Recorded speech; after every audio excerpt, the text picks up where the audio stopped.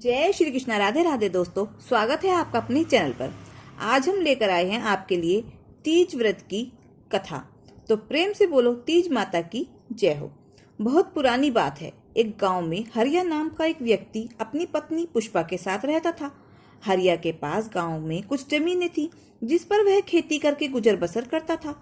एक बार गांव में बारिश नहीं हुई, सारे खेत सूख गए। इस बात से परेशान होकर हरिया की तबीयत खराब रहने लगी। तब पुष्पा ने गांव की एक बूढ़ी अम्मा को अपनी परेशानी बताई। तब उन्होंने कहा, तुम इस बार तीज का व्रत रखो, उस दिन पानी मत पीना। इस व्रत के फल से तुम्हारे सारे पाप नष्ट होकर अन्न धन और अमर सुहाग की प्राप्ति होगी। साथ ही तुम्हारी सारी परेशानियों का भी अंत हो जाएगा।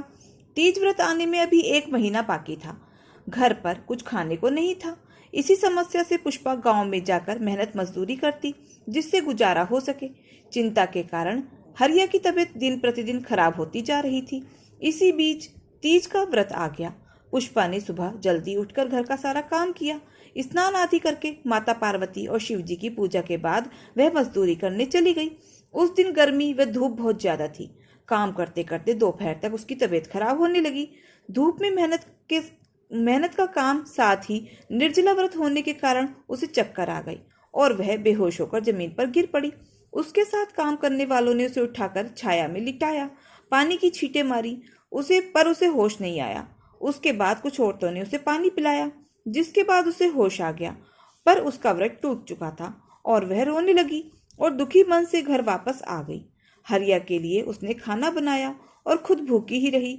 उसे दुख था कि निर्जला तीज का व्रत तो अब अगले साल ही आएगा, तब तक उसके घर का खर्चा कैसे चलेगा, साथ ही हरिया की तबीयत कैसे ठीक होगी। माता पार्वती जी से क्षमा मांगकर वह सो गई। रात को सपने में माता पार्वती जी ने उसे दर्शन दिए और कहा, बेटी तुम्हारा व्रत पूरा हो गया है। भगवान तो भाव देखते हैं, व्रत पूरा हो या अधूरा, सच्चे मन से भगवान में विश्वास रखना ही चाहिए। आज से तुम्हारे सारे कष्ट मिट जाएंगे। सुबह जब वो सोकर उठी तो हरिया की तबीयत ठीक हो गई थी और उसके घर में अनाज धन आदि के ढेर लगे हुए थे। हरिया ने खेतों में जाकर देखा तो सूखी फसल भी बिना पानी के लहला रही थी। इस प्रकार तीज का व्रत करने से सारे पाप नष्ट हो जाते हैं, सुख समृद्धि और अमर सुहाग का वरदान मिलता है। तो प्रेम से बोलिए माता पार्वती की जय हो, भगवान भोलेनाथ की जय हो, लक्ष्मी माता की जय हो। किसी गांव में एक बुढ़िया माई रहती थी। बुढ़िया माई के 4 बेटे थे, 4 बहुएं थी। बुढ़िया माई की 3 बहुएं बहुत चालाक थी, कामचोर थी, लेकिन छोटी बहू मन की साफ थी, भोली भाली थी और माता लक्ष्मी जी की बहुत बड़ी भक्त थी। बुढ़िया माई अपनी छोटी बहू को सबसे ज्यादा अधिक प्रेम करती थी, जिसकी वजह से बाकी 3 बहुएं उससे बहुत ही जलती थी, बहुत चिढ़ती थी। एक दिन बुढ़िया माई को तीर्थ करने जाना था। बुढ़िया माई के पास 4 भैंसें थी, तो बुढ़िया माई ने चारों बहुओं को बुलाया और सभी को एक एक भैंस देते हुए कहने लगी कि सभी एक एक भैंस रख लो और भैंस के दूध से घी बनाकर जमा करना। जब मैं तीर्थ करके वापस आऊंगी तो देखूंगी किसने कितना ज्यादा घी इकट्ठा किया है, इससे तुम्हारी योग्यता का भी पता चल जाएगा। यह बात सुनकर तो तीनों बहुएं बहुत खुश हो गईं, क्योंकि वह जानती थी कि छोटी बहू तो अपने धर्म कर्म में ही लगी रहती है, घर के कामों में इतनी तेज है नहीं, सारा समय तो प्रभु की भक्ति करती रहती है। उसे ना तो दूध जमाना आता है, ना ही दही बिलोना आता है, वह घी कहाँ से बनाएगी। यह सोचकर बड़ी 3 बहुएं खुश हो रही थी। अगले दिन सास तीर्थ करने चली गई। सभी बहुओं ने अपनी अपनी भैंसें अपने कमरे के आगे बांध ली। तो छोटी बहू ने उनसे पूछा, जीजी कैसे क्या करना है, पर उसे किसी ने कुछ नहीं बताया। अब उसे ना तो दही जमाना आता था, ना ही दूध बिलोना आता था, तो घी कैसे बनाती। भगवान का महीना ही चल रहा था। बहू रोज नियम से मंदिर जाती स्नान करने के लिए। कुछ साधु संत मंदिर में ठहरे हुए थे। अब उसे दही बिलोना तो आता नहीं था। उसने सोचा दूध बेकार होगा। अब वह जब मंदिर जाती तो सारा दूध ले जाती और साधु संतों की सेवा में लगा देती। ऐसा करते करते बहुत समय निकल गया। सासू जी के वापस आने का समय भी हो रहा था। तीनों बहुओं ने तो डब्बे भर भर के घी जोड़ लिया, लेकिन छोटी बहू ने तो ना दही जमाया था, ना ही दूध बिलोया था। वह तो सारा दूध साधु संतों को पिलाती, इसलिए उसके पास तो कुछ भी नहीं था। रोती रोती मंदिर में जाकर बैठ गई। माता लक्ष्मी के सामने बैठकर रोने लगी और कहने लगी, माता लक्ष्मी अब मैं क्या करूंगी, सासू जी आएंगी तो घी मांगेंगी। तभी माता लक्ष्मी उसके सामने प्रकट हो जाती हैं। बहू माता लक्ष्मी को देखकर बहुत हैरान हो गई। तो माता लक्ष्मी ने उसे 4 छोटे छोटे पत्थर दिए और कहने लगी, एक एक पत्थर एक एक डब्बे में डाल देना, पूरा डब्बा घी से भर जाएगा। बहू यह सुनकर बहुत ही खुश हुई। घर जाकर उसने वो पत्थर डिब्बों में डाल दिए। अगले दिन सास वापस आ गई तो 3 बहुएं बहुत खुश होकर अपना अपना घी का डब्बा लाईं और सास को दिखाने लगी। अब सबने छोटी बहू की तरफ देखा। छोटी बहू अंदर गई और 4 डब्बे लेकर आई। वे तीनों हैरान रह गईं। अरे, इसने तो कभी दही जमाया नहीं, दूध बिलोया नहीं, फिर भी इतना घी कहाँ से आया? जरूर इसके पति ने लाकर दिया होगा। तब छोटी बहू कहने लगी, मुझे तो दही बिलोना आता ही नहीं था। मैंने पूछा तो मुझे किसी ने बताया नहीं, इसलिए मैं अपना सारा दूध दही जाकर साधु संतों को पिला देती थी। माता लक्ष्मी से प्रार्थना की तो माता लक्ष्मी जी ने मेरी लाज रख ली और मुझे 4 पत्थर दिए। मैंने वे 4 पत्थर इन डब्बों में रखे तो ये डब्बे घी से भर गए। यह सब सुनकर बाकी बहुओं को बहुत ही शर्म आई और बहुत ही गिलानी हुई और सासू माता बहुत खुश हुई। तो हे लक्ष्मी माता, जैसे आपने छोटी बहू की सहायता की, जैसे आपने छोटी बहू का सत रखा, वैसे ही सबकी सहायता करना और सब पर अपनी कृपा बनाए रखना। तो प्रेम से बोलो लक्ष्मी माता की जय हो। शिव पुराण के अनुसार भगवान शिव और माता पार्वती का पुनः मिलन हुआ था।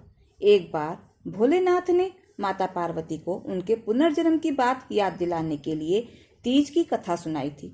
भगवान शिव ने कथा सुनाते हुए कहा, पार्वती, तुम मुझे पति के रूप में पाना चाहती थी, जिसके लिए तुमने हिमालय पर्वत पर कठोर तप किया।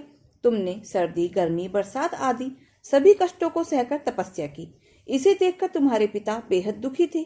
एक बार भगवान विष्णु के कहने पर देवऋषि नारद तुम्हारे घर गए और उन्होंने तुम्हारे पिता से कहा कि विष्णु भगवान आपकी पुत्री से विवाह करना चाहते हैं, आपकी क्या राय है? यह सुनकर पर्वतराज बेहद खुश हुए और वे अपनी पुत्री का विवाह भगवान विष्णु के साथ करवाने को तैयार हो गए। यह समाचार नारद जी ने विष्णु भगवान को दिया, लेकिन जब ये बातें तुम्हें पता चली तो तुम नाराज हो गई, क्योंकि तुमने तो मेरे लिए घोर तप किया था और तुम मुझे मन ही मन अपना पति मान चुकी थी। यह बात तुमने अपनी सहेली को बताई, तब उसने तुम्हारी मदद करने के लिए तुम्हें एक घने वन में छुपा दिया।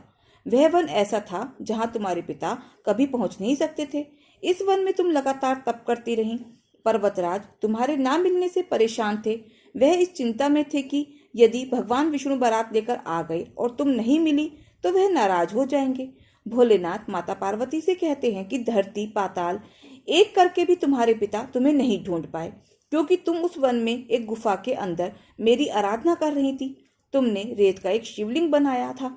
तुम्हारे तप से प्रसन्न होकर मैंने तुम्हारी मनोकामना पूरी करने का विचार किया। इसी बीच तुम्हारे पिता तुम्हें खोजते हुए गुफा में पहुंच गए। तुम्हें वहां देखकर पर्वतराज बेहद खुश हुए।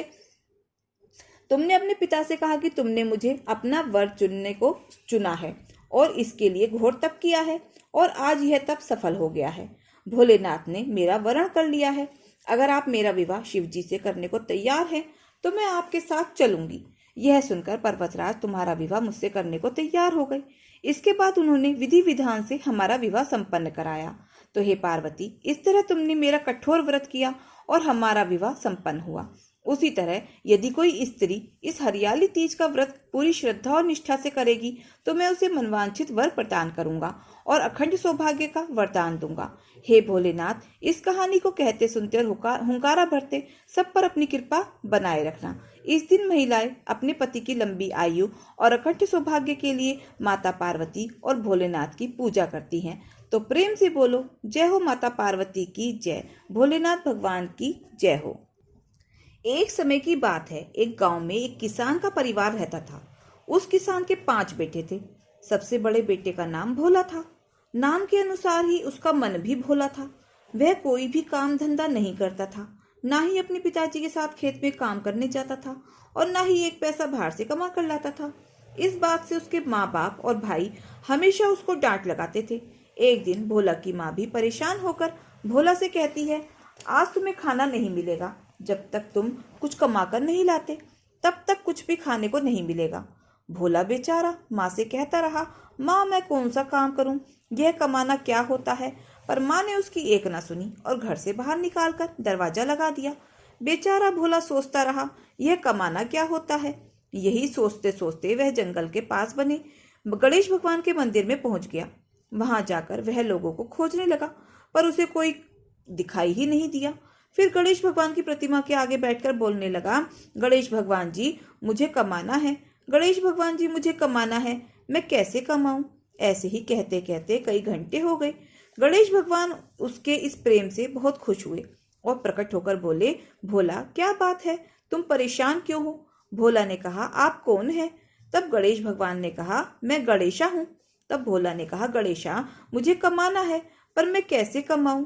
तब गणेश भगवान ने कहा, भोला तुम कोई काम करो। तब भोला ने कहा, मैं क्या काम करूं, आप बताइए, मैं कौन सा काम करूं और कैसे काम करूं?